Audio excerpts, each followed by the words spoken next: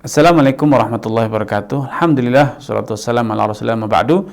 Saudari Maya Endri di Sumatera Utara, tepatnya di Kabupaten Tapanuli bertanya.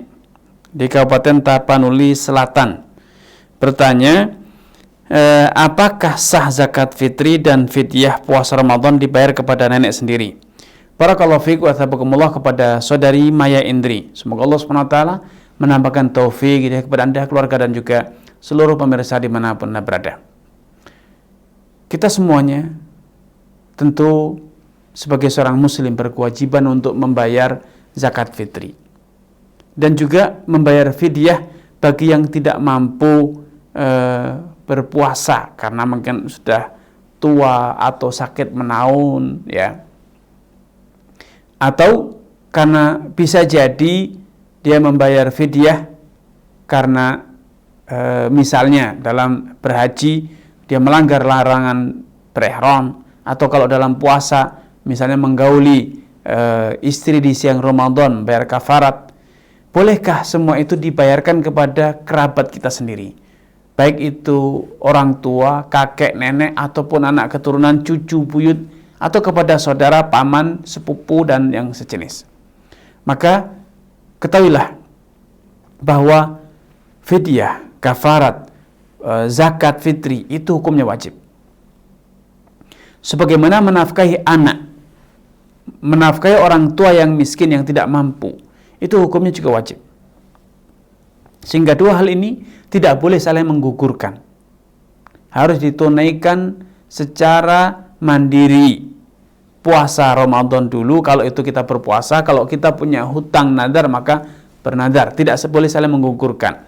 Kalau kita berkewajiban zakat fitri, maka bayar zakat fitri dan kemudian juga bayar kafarat ataupun fidyah atau bayar hutang, ya. Tidak boleh digabungkan sehingga saling menggugurkan. Ya, karena itu dua amalan yang berbeda dengan tujuan yang berbeda pula sehingga tidak boleh saling berbenturan. Apalagi bila ternyata yang wajib dinafkahi itu adalah orang tua sendiri, kakek atau orang tua kandung, atau istri atau anak. Tentu ini sangat ironis, ya.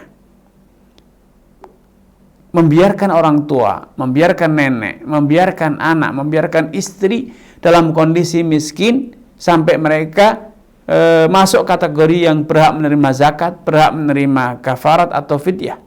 Sedangkan kita dalam kondisi mampu. Tentu ini sangat ironis.